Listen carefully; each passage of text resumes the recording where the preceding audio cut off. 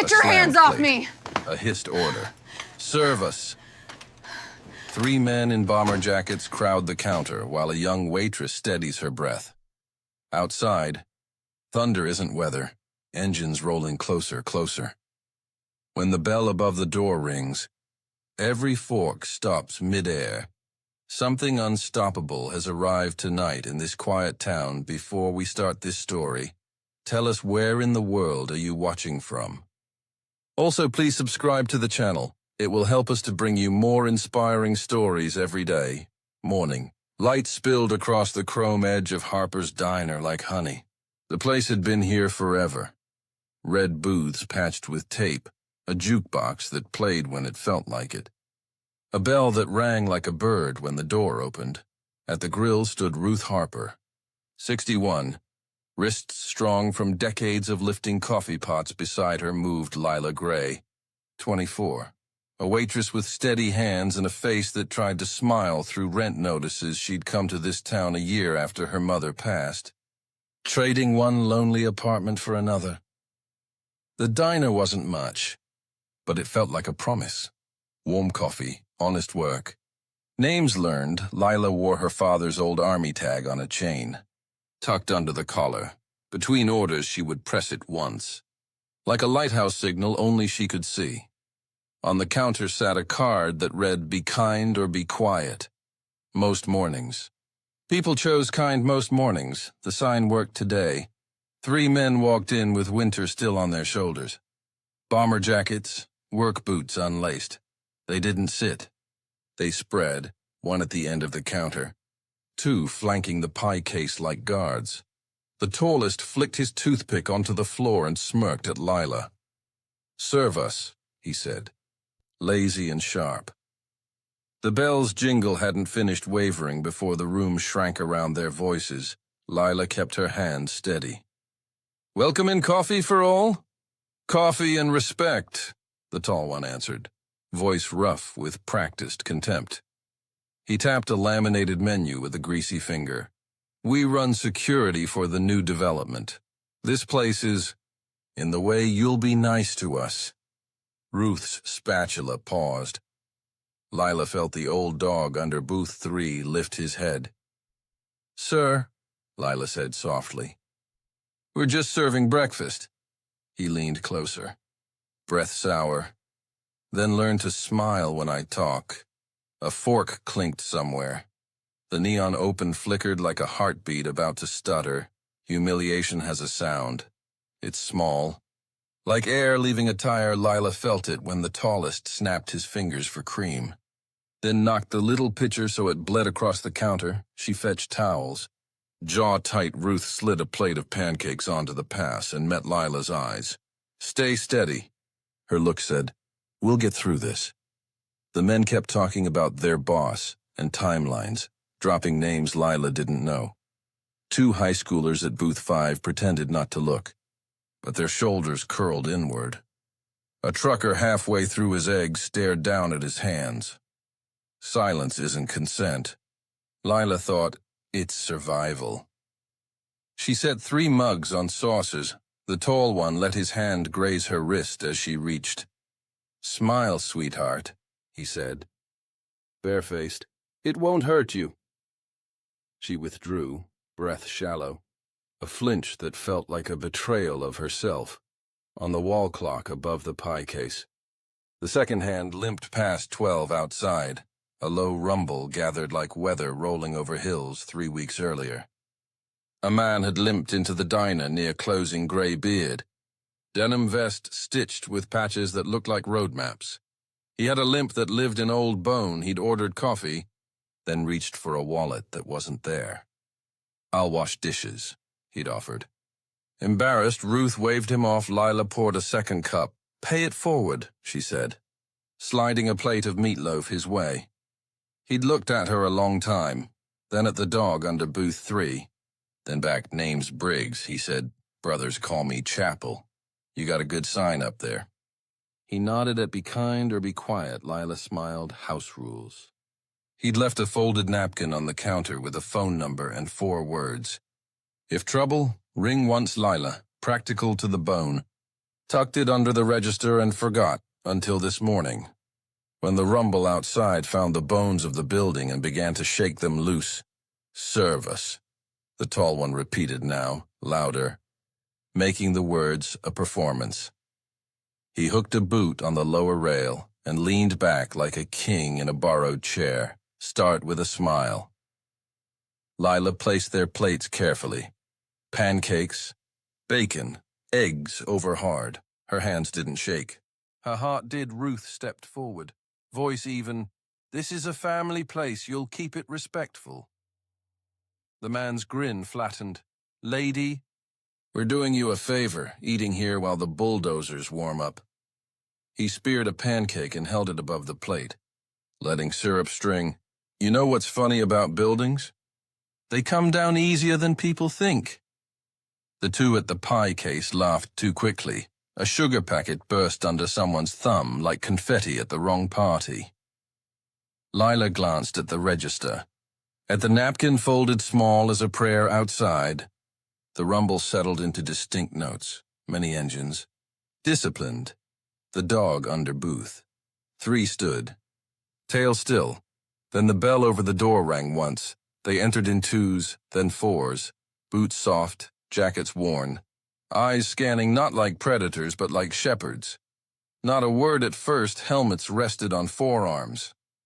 The room took one breath together. At the front was Chapel, the gray-bearded man with the careful limp. He nodded once to Lila, then to Ruth, then to the sign behind him. More men and women fanned out, filling booths that hadn't been full in years. The tall man at the counter put down his fork. His friends straightened without meaning to. Chapel reached the counter and placed a 20 under the coffee pot. "For last time," he said, gentle as rain. Only then did he meet the tall man's eyes, mourning. It wasn't a threat. It was a boundary line painted across a floor. Lila realized her breath had changed. It was deeper, easier. There were more engines outside. Many more. The bell chimed again and again, until the air smelled like leather and cold, and the rumble settled like thunder sitting down.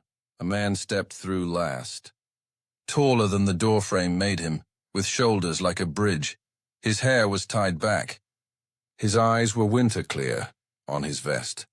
The patch read, "Rowan Parable, Miles." He didn't look mean.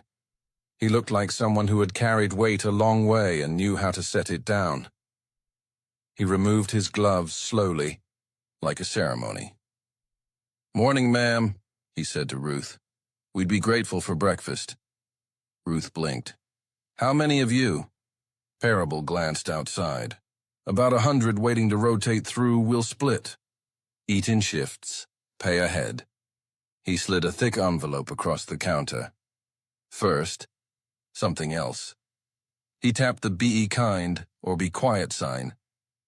"We heard kindness lives here. We ride for that." The tall man laughed, but it came out thin. "What is this? A parade?" Parable turned to him, expression unchanging. "It's breakfast and a reminder." He looked back at Lila. "You all right?" "I'm okay," she said, surprised to hear truth in it. Phones appeared in the thug's hands like knives you didn't have to sharpen. "Boss should see this," the tall one muttered, snapping a photo of the room. Parable didn't move. "Order breakfast," he said to his crew. "Tip like your grandma's watching." Leather whispered over vinyl as riders opened menus as if nothing unusual were happening. Chapel slid onto a stool beside the tall man, leaving 1 inch of peace between them. "You talk loud for someone with nothing to say," Chapel murmured, eyes still on his coffee. The tall man bristled. "We run this block." "No," Chapel said softly. "You ruin it." Ruth started the grill, singing again. Eggs blooming, bacon speaking, pancakes lifting at the edges like sunlight. Lila moved through the lanes of people who'd come like weather, refilling mugs, calling orders, laughing once when a rider complimented the peach pie like it was church. The room found itself again. The thugs stood uncomfortably in the middle of it, suddenly aware they were smaller than the moment between orders. Parable studied the diner the way a medic studies a field. Entry points, exits, the flow of breath. A photograph behind the counter caught him.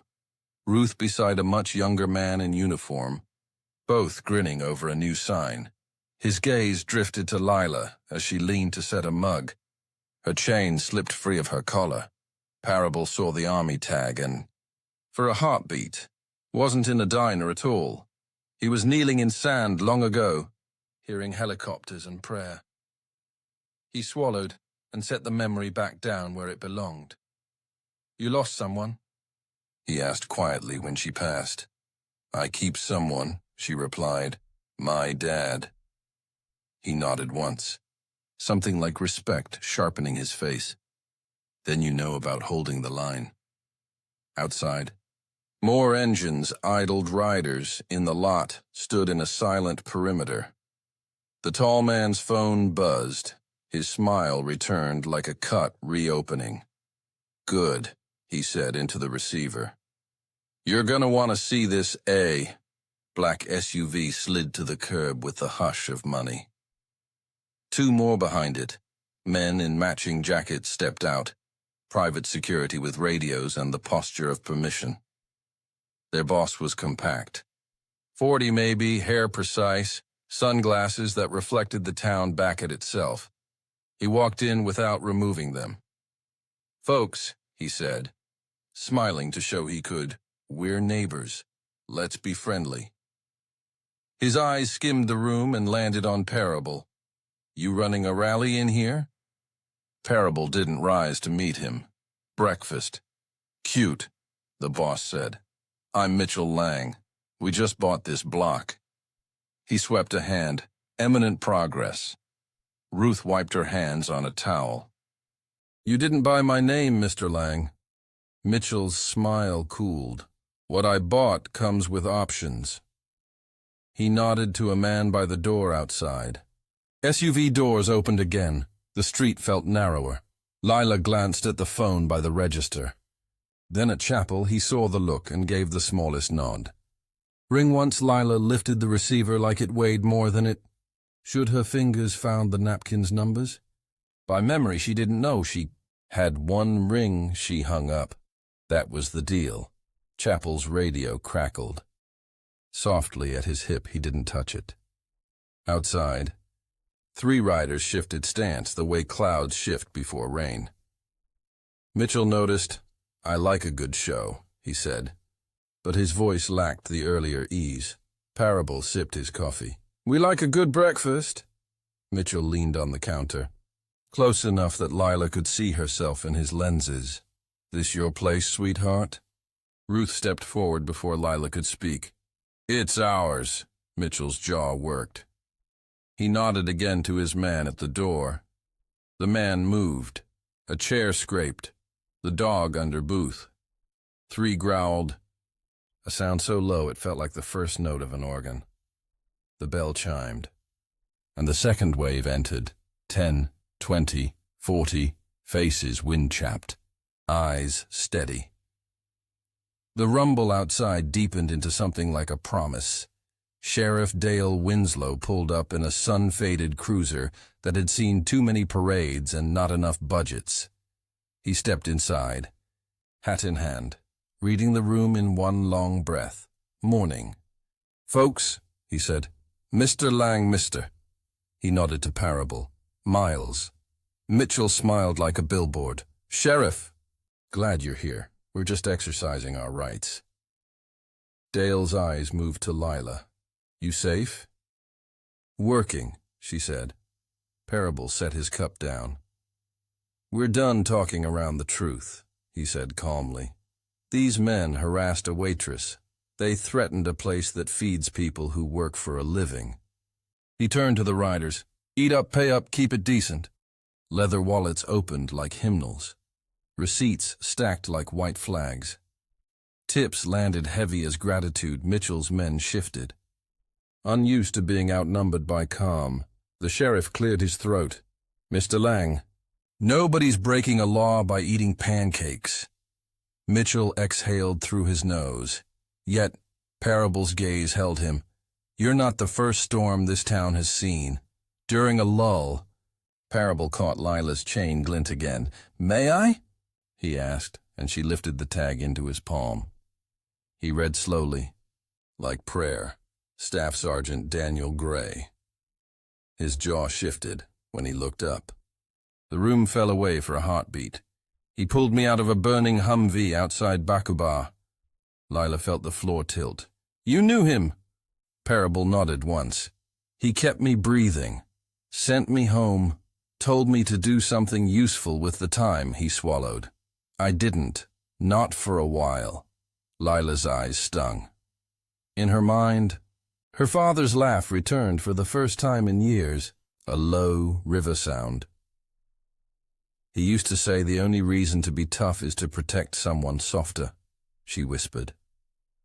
Parable closed his hand around the tag and then placed it back in her palm. Then let's be tough the right way. Outside, the last of the 100 rolled in. Engines ticking like clocks, Mitchell checked his watch. Misreading the time entirely, Mitchell finally removed his sunglasses, eyes the color of wet gravel. He laid papers on the counter with controlled drama. Offer to buy, notice to vacate preliminary permits. This place becomes a parking deck by summer. Ruth lifted the papers with flour-dusted fingers. We paid this building off twice, once to the bank, once to the flood. You'll fight the river before you fight me. Mitchell smirked. Ma'am, I've never lost to a river. Parable studied the permits. Concrete cracks where people refused to move. The riders at the booth set down forks. The room stilled not with fear, but with choice. Lila spoke. Voice small but clear. You don't have to build your deck on our memories. Mitchell waved her off. Memories don't pay taxes. People do, the sheriff said. And voters. Mitchell looked at the windows. At a street packed in to end with motorcycles for the first time, he seemed unsure, like a chess player miscounting. He tapped the papers. But his hand wasn't steady. Clear them out, Mitchell said quietly to his men. They moved toward the booths and found themselves looking into 100 calm faces that did not intend to move. No fists, no shoves. Just a strange, immovable, quiet Parable stood, not fast, not slow. Don't make rough work for yourselves, he said. We're leaving when breakfast is done and the check is paid. Until then, we sit. The sheriff shifted his stance, hand nowhere near his holster. Nobody touches anybody today. A school teacher from booth 2 stood, heart hammering, and said, I'll sit as long as they do. The trucker raised his coffee. The high schoolers straightened. The bell chimed again. This time it was Pastor Elena from the church around the corner. Still in her coat, she slid into a booth like she'd been expected outside. The riders in the street switched off their engines. The town exhaled into the silence they left behind. Mitchell assessed the math and didn't like the sum. Parable lifted a hand, and the room seemed to rest on it. Mr. Lang, he said, sit down, eat here, a name you should know. Mitchell hesitated, then laughed without humor. A pancake won't change a permit. Maybe not, Parable said, but a story might change a man. He nodded to Lila. She held up the dog tag like a candle. Daniel Gray. Parable said, he saved my life overseas. He taught me the only useful strength is borrowed from love. This diner fed him when he came home broke. Parable added, Ruth kept his coffee warm when he failed and tried again. Ruth blinked, surprised to be folded into a history she thought nobody remembered. We're not saints. Parable said, we're sinners with helmets, but today we keep a promise. He set another envelope on the counter, a fund for repairs, permits, lawyers, from the 100. From people this place has fed. Mitchell stared, weighing pride against public ruin. His men looked anywhere but at him. Mitchell tapped the counter with 2 fingers, a man stalling at a cliff's edge. Finally, he exhaled. We don't need headlines about me brawling in a pancake house. He turned to his tall enforcer. Apologize. The man opened his mouth to argue, read the room again, and closed it. He faced Lila. I was out of line, he said. Words like gravel. I'm sorry. Lila didn't rescue him from the difficulty. She let the apology land, then nodded once Ruth produced cleaner and a rag. Start with the toothpick you flicked on my floor, she said. A ripple of laughter, not cruel, moved through the diner. The man bent, picked up the toothpick, then knelt and wiped the sticky cream that had bled earlier. Something shifted. The humiliation he intended returned to him and turned into learning. Mitchell gathered his papers, thinner now. We'll revisit plans, he said. You'll revisit people, the sheriff replied. Start there. Outside. Engines softened to a steady purr. Breakfast resumed like a train easing back onto its rails. Plates emptied, coffee cooled, and was warmed again. The envelope on the counter filled with more than money. Cards from small businesses. Handwritten offers of help. A sketch from the high schooler of the diner with wings riders paid double. Triple, then asked for pie to go. Even those who never ate sweets. Chapel scribbled a number on the back of a receipt and slid it to Ruth. If a permit needs a spotlight, called a parable pressed a small cloth patch into Lila's palm, a simple black rectangle that read, Hold the line, for the corkboard, he said, not for a jacket. Lila closed her fingers around it like a promise. Thank you, she said, meaning it larger than the room. He glanced at the dog tag and smiled without showing teeth. Tell your old man we're square. The dog under booth. 3 thumped his tail like agreement. Outside, sunlight finally found the chrome and turned it into small rivers of light. When the first group stood to leave, they didn't roar away, they rolled out 2 by 2. Hands raised to the windows like parishioners to stained glass. Parable stayed, helping Ruth carry plates to the dish pit, as if the patch on his vest said busboy. Mitchell and his men stepped into the sunlight and found it looked different on faces that were no longer afraid. Lila followed Parable to the door. Will they come back? She asked. Storms always do, he said. So do we. She nodded, absorbing both the warning and the shelter. He looked down Main Street, then back. You held the line before we arrived. Remember that.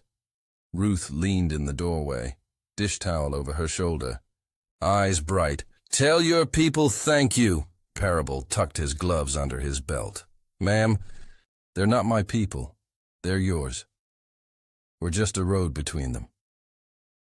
He stepped out into the day that finally felt like it belonged to itself again. That evening, when the diner closed, Lila stayed. She scrubbed the floor where cream had bled. She polished the bell until it sang brighter. Then she took down the Be Kind or Be Quiet sign and repainted the edges where years had nicked it. Beside it, she pinned the small patch Parable had pressed into her hand. Hold the line. Ruth brewed 2 cups and set one by Lila's elbow. They sat on stools in the hush that comes only after a fight, avoided. Ruth squeezed her shoulder. You okay, kid? Better than okay, Lila said. I feel held outside. A motorcycle passed, distant as a memory. Lila touched her father's tag. He'd have liked today. I think he'd have liked your spine, Ruth said. They drank while the neon open cooled to darkness, and the town, hearing about what happened, made plans, letters to council, potlucks to raise funds, eyes to watch the block in the window. The old sign reflected back at them twice as bright. If this story moved you, help us keep telling them like the video, subscribe to our channel, and press the bell so you never miss a moment. Share it with someone who needs a reminder. Kindness is force. Hold the line with us. One breakfast, one brave heart at a time.